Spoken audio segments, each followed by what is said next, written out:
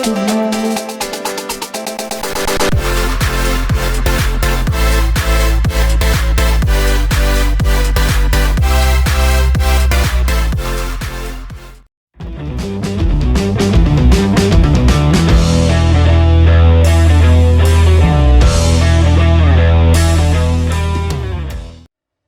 in to the very first DJ Brooks show. We're going to be doing this each and every week from Coach Brooks' office here at the field house at Sardis, Alabama. Coach, it's first of all, it's good to have you in. Good to have you. It's also good to have you back in the county, which has been a big blessing to Etowah County to have some young, energetic guy like you come in and change the culture, change the mindset of these young men here at Sardis. And Sardis has been wanting and needing a winner for a long time in football, and I think you're going to be the guy for the job. Now, with that being said, the Bullets are about to start flying live this week. I don't know if you were prepared, whether you are prepared or not. It's here. So, Coach, just in your words, take us from day one to here, just kind of get us caught up to speed. I think, it is. It's about time for the Bullets to start flying. Everything's going well. Kids have been working. Kids are kind of starting to get more accustomed of my expectations and things I'm looking forward to and things I expect. They're getting used to the practice schedule. Practice schedule's been different for them as far as lifting in season and how we practice. We practice in the morning some, and I put a lot of expectations, a lot of requirements upon them, and they've really adjusted to it good. They're working hard, and we're ready to hit somebody else for sure. What have you learned about the Sardis kid, so to speak, the Sardis guy, like your day-to-day Sardis football player here since you've had your hands on them all summer? Hard workers. A lot of good kids, a lot of tough kids. Some of them still obviously got to grow in some areas, but all of them are different. But for the most part, there are a lot of good kids, come from great families, and they're hard workers. And I would say a lot of them are hungry. Yeah. That they want to win, they want to be good, and just trying to make sure that happens. Let me ask you this question. I actually graduated from here. A lot of people don't know that. They probably think I'm from some outer space or something. But I actually graduated here in '97, and you've always been real familiar with Sardis and the community here. How much has it changed, man, in your opinion? Because you were around these guys. You were around this program coming up. I graduated from here. New school, everything's new here from when I went here back when Methuselah and some of those guys was here. They was in the class ahead of me, but how much has it changed from the inside? Man, I would just say this place is growing like crazy. It's incredible. Our school, it's relatively, when I actually did my student teaching here, the high school and middle school were in the same building. They hadn't built the middle school yet, but that's been 12 years ago, whatever. But since then, that high school up there, it is packed. Every closet, there is hardly no storage space. I mean, it's bursting at the seams. Just the growth has really been amazing to see what's transpired here in Sardis in the last 10 years.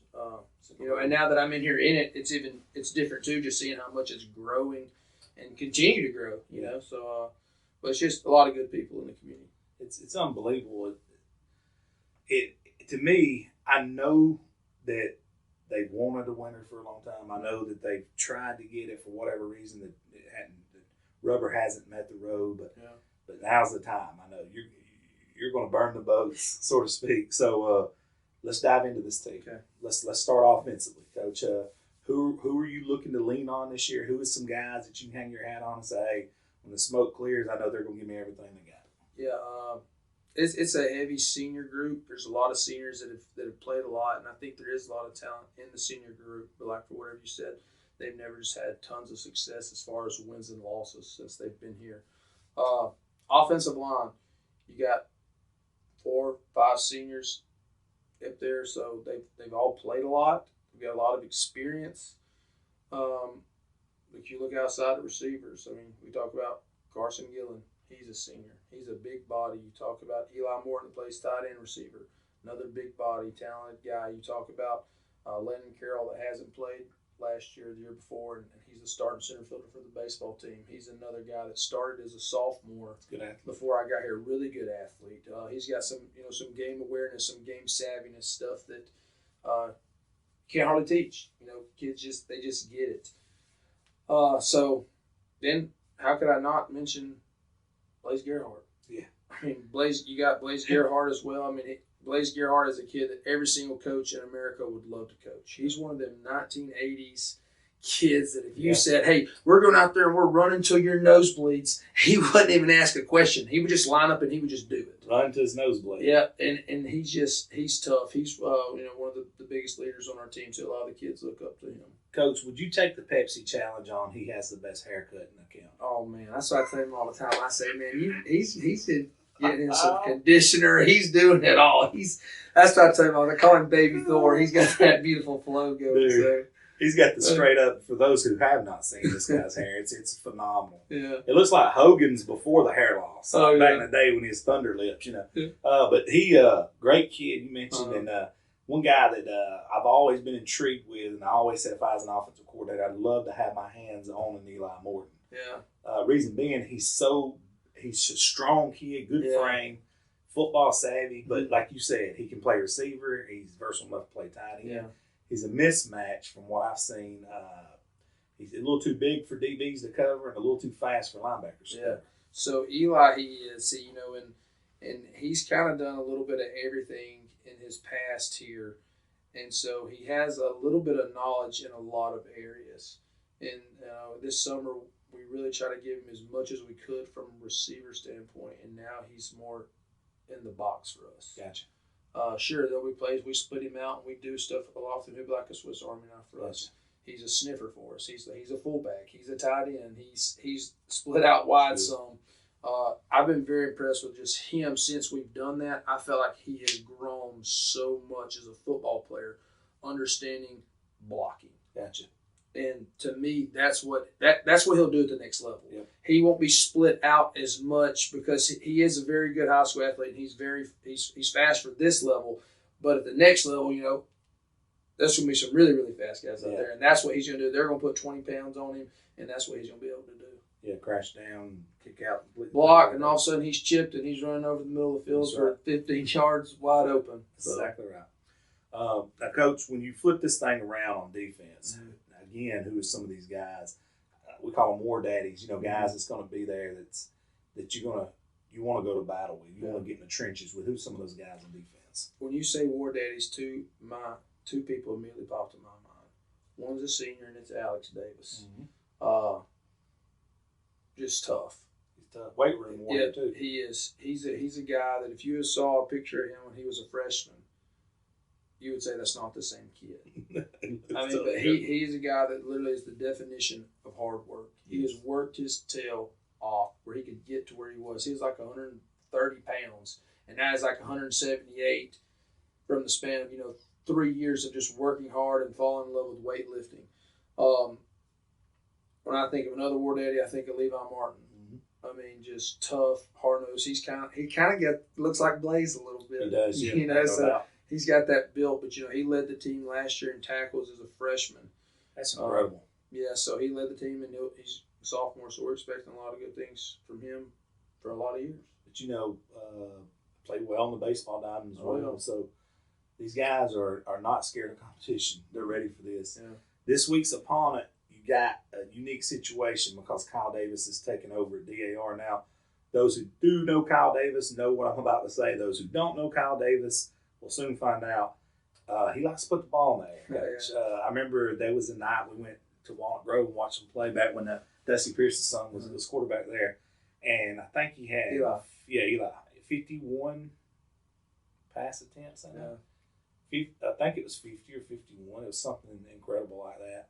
So I don't know if he's doing that there. I don't know if he has the personnel, but if I was game planning, I'm going to have my DBs ready for some action. But what do you know from maybe what you've seen in some 7-on-7s and things like that from them to this point? Yeah, so it's kind of a unique situation because they're in the same boat we are.